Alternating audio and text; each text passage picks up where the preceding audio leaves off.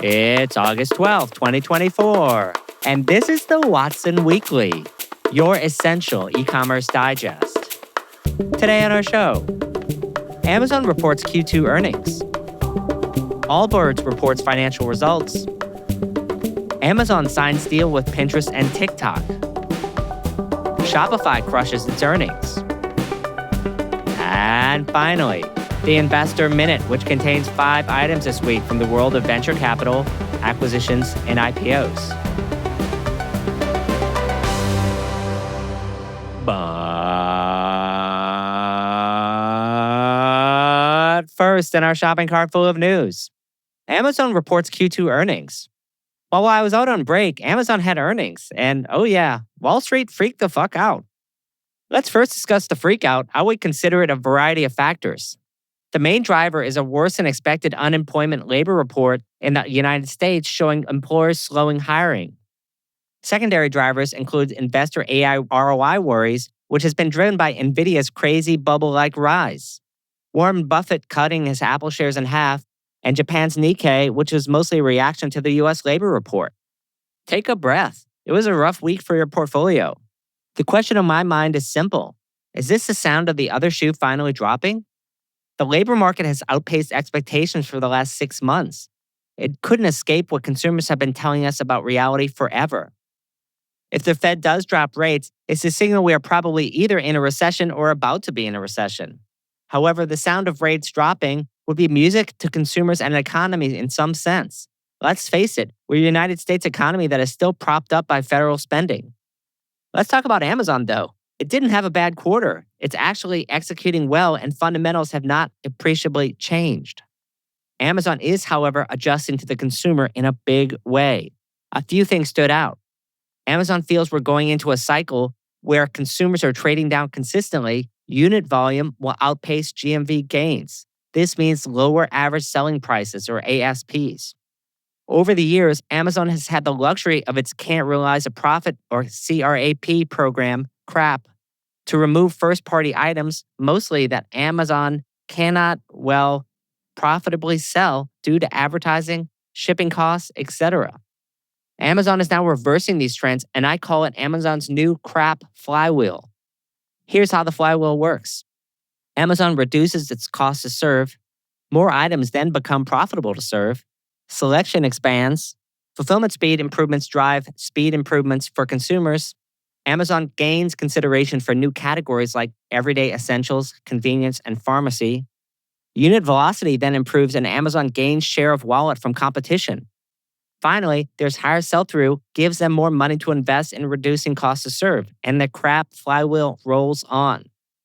Just take that image in your mind for a moment. A few other tidbits from Amazon earnings. Where is Amazon reducing its cost to serve? It's still finding leverage in its fulfillment network. It's regionalizing not only its outbound fulfillment network, where it still has room to run, but it's starting to regionalize its inbound fulfillment network. It's just getting started here. And did I also mention Amazon has leverage in another area? Who's been to a Duane Reade, CVS, etc.? Did I mention Amazon has leveraged someone else? It's horrible to walk into a pharmacy or convenience store or other essential retailers due to products being locked up. Who do you think that benefits? Amazon. My advice to retailers? Maybe start battening down the hatches and dust off those worst case plans I spoke about at the beginning of the year. Not because you will need them, but because, you might need them. Consider further improvements in your cost to serve and how that might help you expand growth, not just your bottom line. Ratchet up your storytelling so that you can help consumers make decisions faster and differentiate your offers from the myriad of competitors out there. And, of course, hang on tight. It's going to be a wild finish to the year. Our second story. Allbirds reports its financial results. Allbirds is reporting to Wall Street that it's entering the next phase of its transformation, or you might say, next phase of disintegration. Like a phoenix rising from the ashes, is anyone still watching to see what's next? Most consumers have moved on to other brands like On Running and Hoka. Nonetheless, here's what Allbirds reported. The San Francisco-based footwear company reported Q2 revenues dropped 26.8% to $51.6 million. Net loss was $19.1 million. Just think about that for a second. They only made 51.6 million and lost 19.1 million. That's a lot of expenses. Allbirds said the sales decline was driven by lower unit sales, which was partially offset by higher average selling prices, international distributor changes, and retail store closures. Allbirds reformed its 2024 sales guidance, which projects net revenues of between 190 million to 210 million, with U.S. net revenues of between 150 million to 165 million. This is down from an overall 2023 revenue of 254 million, or about a 20% year-over-year decline that the company is expecting. The point about lower unit sales is fascinating to me because it's the exact opposite of what many retailers, including Amazon, are reporting right now: higher unit sales and lower ASPs. Allbirds is somewhat of a sad retail story that used to be a brand that recognized comfort and sustainability. Product expansion and overinvestment seems to be giving its competitors a big opening that they have plowed right through.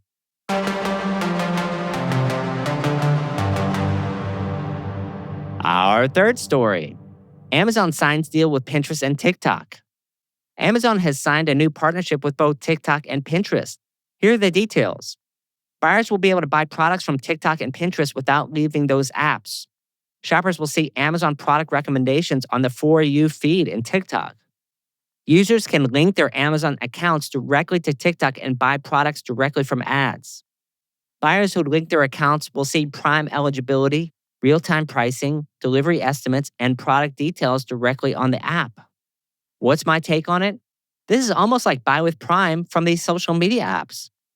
This is probably a response to the rise of value-oriented marketplace Temu, which is a pure marketplace and owned by PDD, which is now in 60 markets around the world. Doesn't this also ensure that Amazon is not cut off from an emerging source of product discovery and inspiration? Is this Amazon using TikTok data to target users? TikTok now becomes distribution for Amazon's retail media network in that case. To be clear, this is not Amazon getting its own TikTok shop. This is a special deal. There are some questions I have still, like on TikTok Shop Day, how much exposure will Amazon get knowing it could crowd out TikTok's own influencers? After all, there's only one scroll in the For You feed. Amazon increasingly seeing ways to get products in front of its Prime audience and attract new Prime members. Perhaps this also explains why Amazon has been so desperate to sell more cheap items. But in other news, congrats TikTok Shopping. You have finally arrived as a purchase channel. What will you do with your newfound power?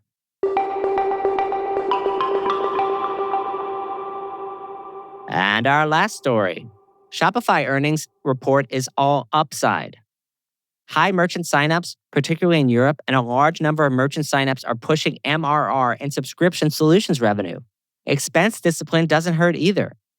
This quarter offered a little something for everyone: 100% growth in free cash flow margin to 16%, very strong growth in Europe generally, 45% growth in Shop Pay transaction volume year over year to 16 billion, 30% growth in gross payment volume to 41.1 billion, 27% growth in subscription solutions revenue, new merchants, shorter trials, and standard plan pricing adjustments were mentioned. Gross profit dollars grew 25% to 1 billion, and Q2 MRR was up 25% year over year. Revenue grew 25% ex logistics year over year, which is growing faster than GMV of 22%. And international is growing faster than that at 27%. Gross margin growth, but mostly ex logistics with some puts and takes, was the reason for that. There's relatively flat operating expenses, or up only 5%. Compared to 25% revenue growth, that's great results.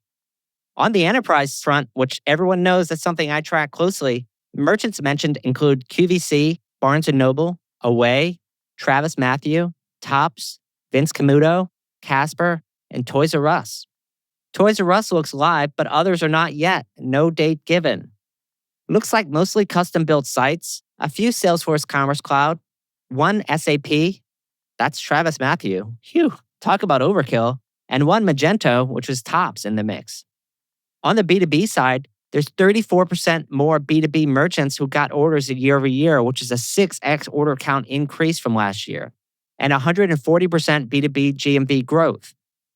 Other tidbits from the earnings: Shopify Plus is now 31% of total MRR, which is valued at $169 million. Shop Pay is now 39% of gross payment volume. Shopify also seems to have cooled on the attach rate metric, which is now 3.04% and considered as an output rather than an input. Of course, it was the bee's knees when it was expanding significantly. Now enterprise payments, gross margins, and other things push it down. Basically, they're going to stop reporting on CapEx because who needs CapEx? We chucked the logistics business, folks. F you guys, we going home. Shopify made 3 acquisitions in the last quarter: Checkout Blocks, Threads, Peel Insights, and actually, I think they made 4 with Channel Ape, although I'm not sure the quarterly boundaries.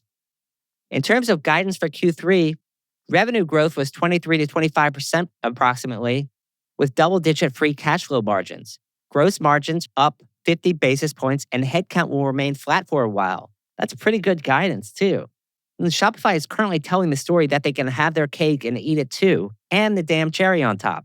Invest in whatever they want, grow as fast as they want, and keep expenses relatively flat. If there are warning clouds on the horizon, they sure aren't letting on. And this observer just wonders when enterprise will become material. I think it will take a few years as they start to pile up wins because Shopify is a big company. And again, in business, if you've ever seen the movie Back to School with Rodney Dangerfield, this is like the triple Lindy in diving, to be honest. I think there are a lot of SaaS vendors that could take a page from Shopify's playbook at the moment. I'm seeing a lot of elevated headcounts that are ahead of revenue growth. That needs to be flipped. And warning to you, you're out of step with the market.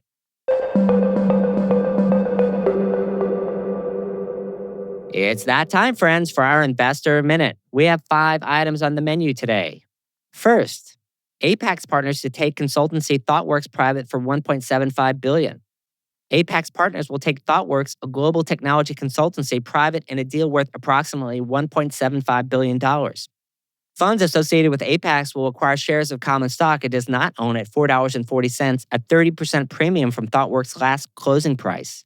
ThoughtWorks stock has lost 87% of its value since the start of 2022. Hello, private equity opportunity.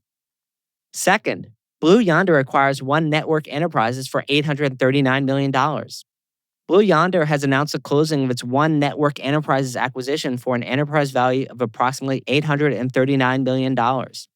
This addition enables Blue Yonder to offer its customers a multi-enterprise and multi-tier network ecosystem that enables interconnected collaboration. Third, startup Prewave raises €63 million Series B. Supply chain risk, compliance, and sustainability platform Prewave has raised €63 million in Series B funding. The new funding will be invested in proprietary technology and global expansion. Another super intelligence solution? Fourth, Naomi Watts' menopause brand Stripes Beauty acquired by L Catterton. Actress Naomi Watts' menopause brand Stripes Beauty was acquired by L Catterton for an undisclosed amount post-bankruptcy.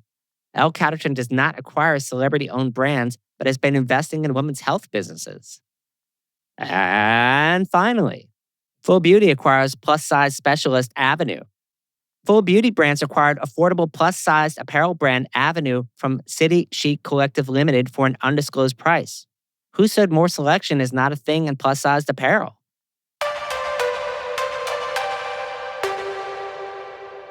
And today's final word of the week for August 12, 2024 is focus. There are many companies in the audience that are on the brink of making major adjustments, mostly to operating expenses, but sometimes to growth plans. And sometimes it feels like everything is wrong with your company at the same time. And what I would tell you is this: if you're considering major changes to correct an issue, ensure that you have focus. What do I mean? I mean that if you have 4 problems but only one serious one, many people will try and correct all 5 at once. Instead, what I think you need to hear at this time is simple. Take the serious problem, measure it, plan it, and fix it, then monitor. Is it working or not? Make another minor adjustment. How are you doing? Now, reassess your entire problem set again, given these new improvements. Don't assume that your problems will remain the same each month. As your company changes, so do your problems. Did you know that RMW Commerce has a brand new podcast? Check out the Watson Weekend for an unfiltered and lively e-commerce chat each week with me, Rick Watson, my co-host Jess Liseski, and an array of interesting guests and topics, all focused on e-commerce. You can find the Watson Weekend by searching for it on iTunes, Spotify, or YouTube. We'll be back at the end of the month. That's all for this week. Till next time, Watsonians. Hi, I'm Rick Watson, CEO and founder of RMW Commerce Consulting and host of the Watson Weekly podcast, your essential e-commerce digest. Our production partner for the series is Citizen Racecar.